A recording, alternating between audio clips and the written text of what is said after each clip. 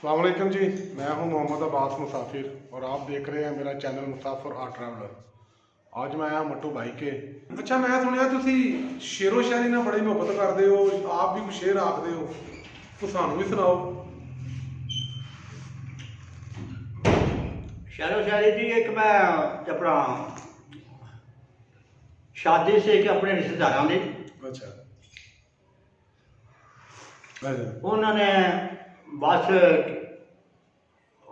शादी जाने वास्ते बस बनाई। बस जी सी ना वो देखने भी तो चंगी सी, अपना रंग शंग होया से, वो सीटा सूटा भी नवियां से, बाकी वो सारी जड़ी है ना हाँ जी है सी इतने चलन वाली वो अपना लाइट भी को नहीं सी है जी, वो टायर टूर भी को नहीं सी। ते सफर जरा काफी दूर से हंडाली है तो मियाँ वाली रख के उत्थे जाना। बोले बोले हंडाली हंडाली वाह। अच्छा लो जनाब ओदा नाम से उन्होंने लिखा चौधरी बस, चौधरी बस। वो जनाब उत्थे मैं वो नज़म लिखी, मैं क्या चौधरी बस वालिया वस तेरी चंगी है, बंदियां दे खबरे क्यों अज संगी है। वाह वाह क्या बात है, बंदियां ने वेख क्यों संगी है, क्यों अज संगी है। बिस्मिल्ला पढ़ के ता सीट उत्ते बहना सी, तुर लग्या तू कोई दुआ बिना मंगी है। वाह 12 मील सफर करके गड्डी गई थक जी, पहलों सानू दसिया ना बस मेरी लंगी है।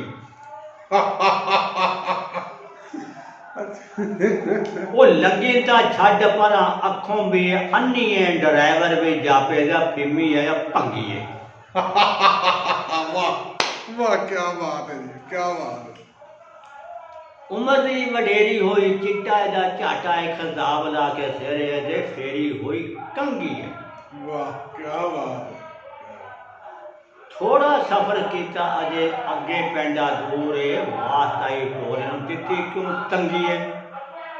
सुभान अल्लाह। वो हो गया का वेला इथे अगे कदों जाएगा, घरों ले आके जांदे रस्ते विच टंगी है।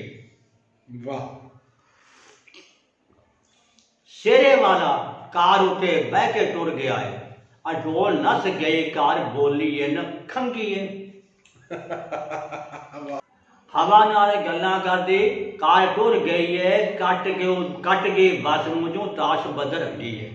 वाह चौधरी साहब माफ करना, गुस्सा जेकर आया जे, सीटां सब चंगियां तां पैरों एक नंगी है।